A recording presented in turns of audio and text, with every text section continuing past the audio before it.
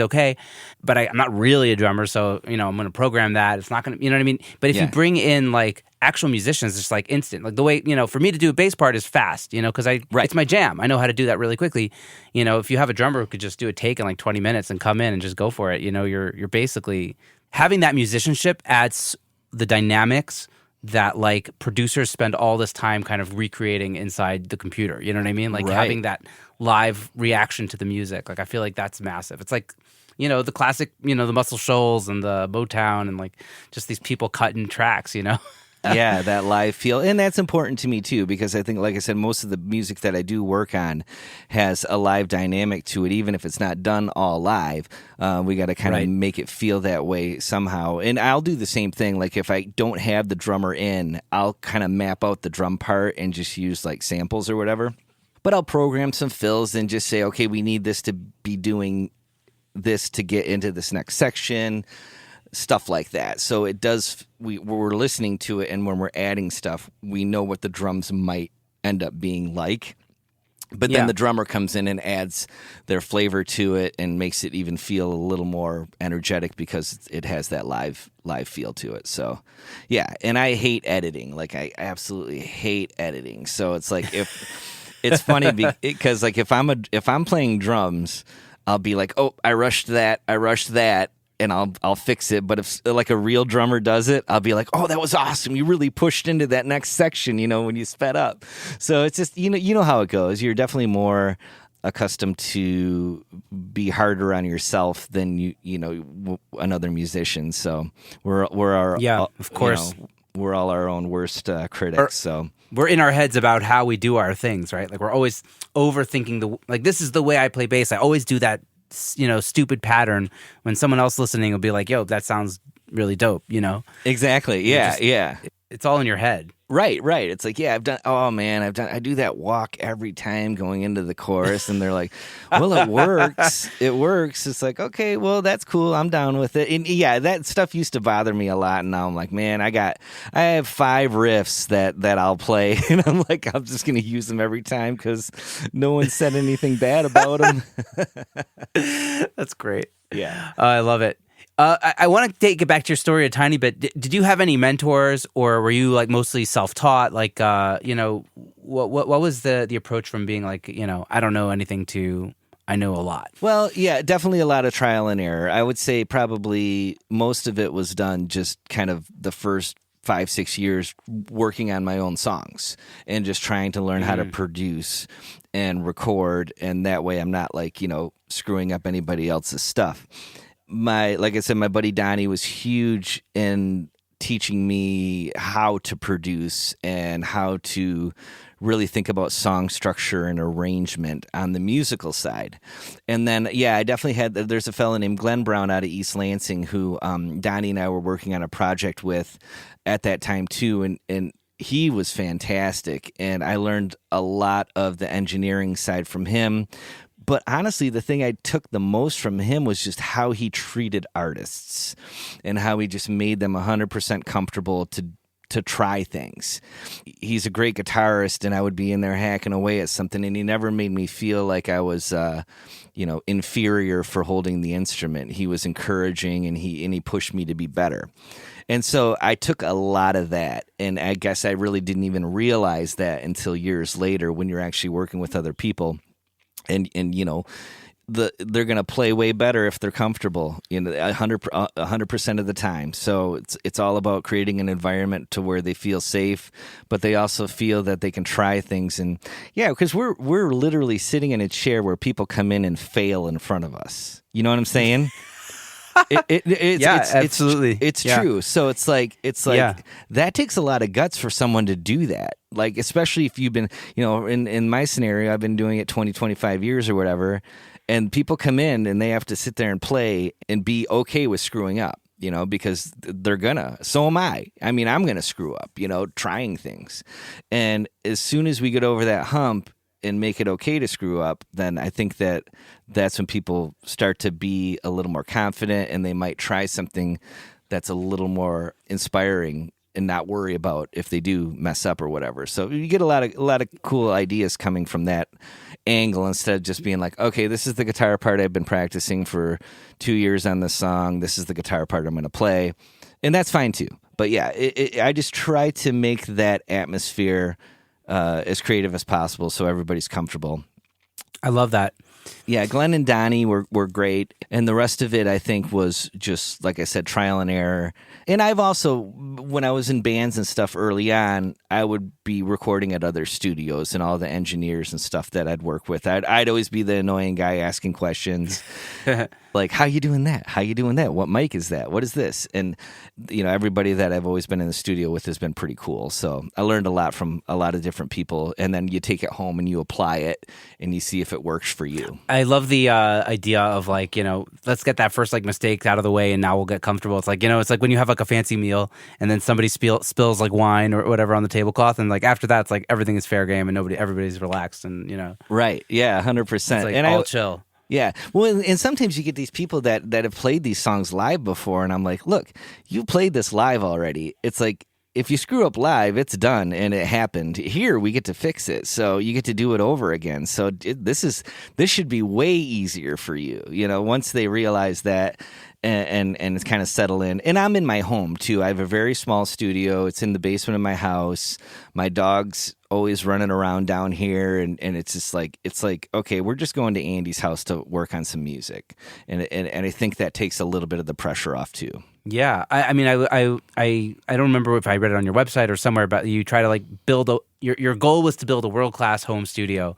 Can you talk to us a little bit about that? What was like building your studio, and how do you keep it nice and cozy but functional?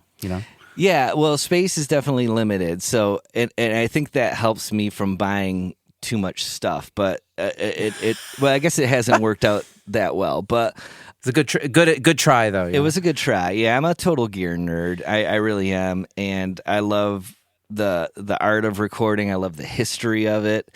I love everything about it. Weird microphones that, this one has a little bit more of this thing. This one has a little bit more of this thing. And I think early on, you're just trying to not make it suck. You're just trying to learn one way to make it sound good. And then when you get to a certain point, you're like, oh, well, there's like 12 ways I can make it sound good. And then that's where the artistic side of it comes in. So I love all of that. I really wanted to be just a basic engineer and just really just push buttons and be the nerdy guy behind the desk.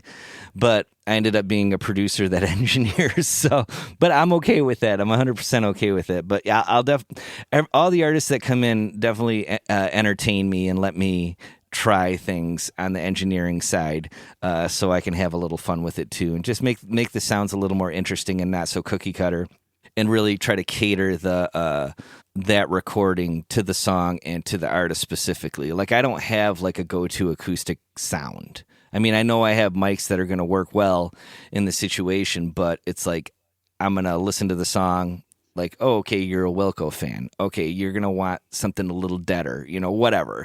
And really try to get their recording to be something they'd want to listen to because they like these certain artists. And then just make it a hodgepodge of all those different bands.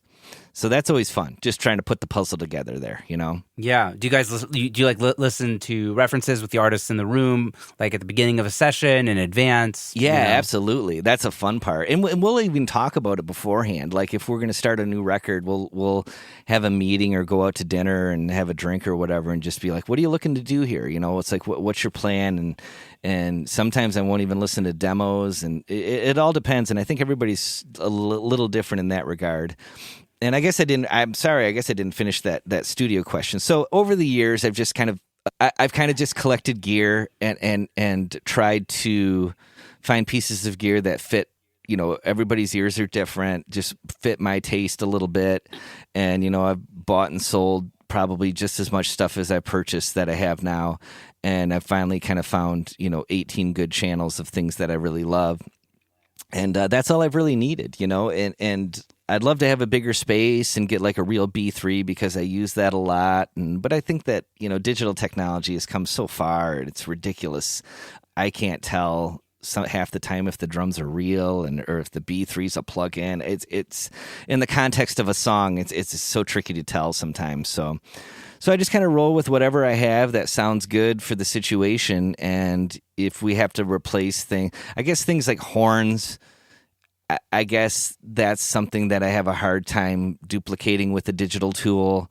Like maybe we'll write the parts together on like with a synthetic sound and then bring in real horn players, stuff like that. So, but I found that the environment is everything. Like I said, the comfort level, whether you're in a $1 million studio or you're in someone's basement, it's like if someone's worrying about time and money and worried about screwing up, it's going to be they're going to have a hard time. Do you have like a separate room for the performance, like like a live room and a mixing room, or it's all one room?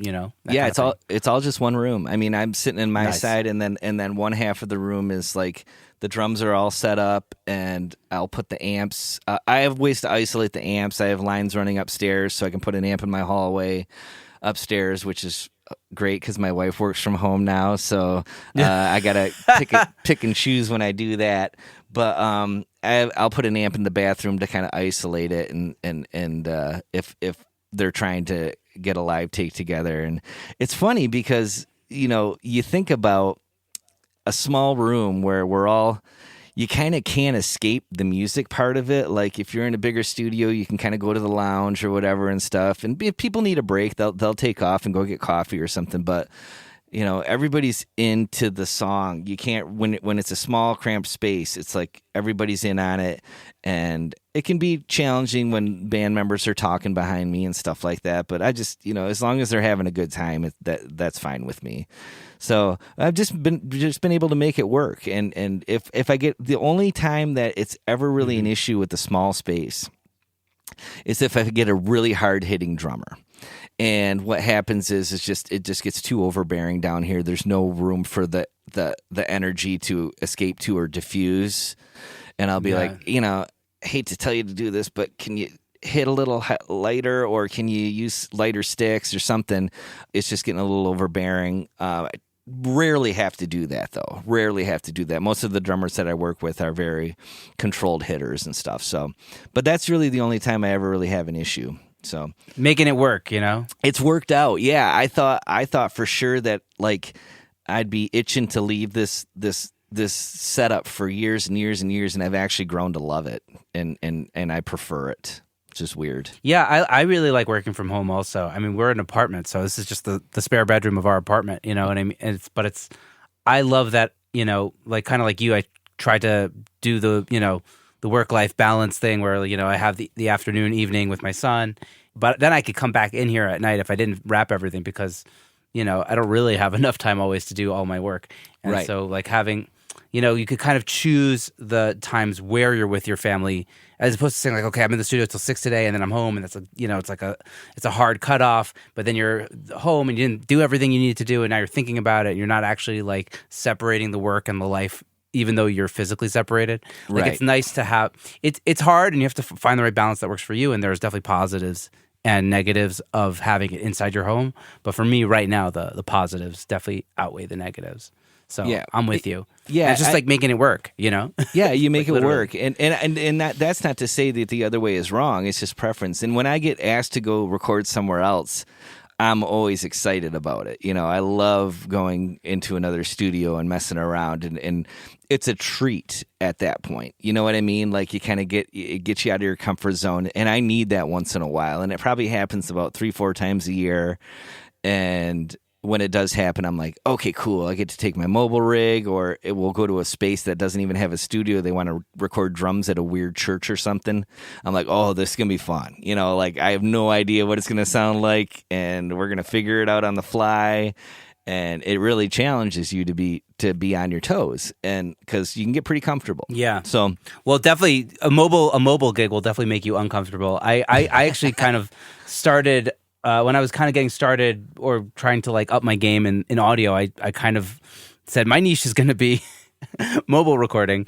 So I built this big box with my RME interface and some preamps. And I just like, okay, I would schlep it in the car and take it to random places.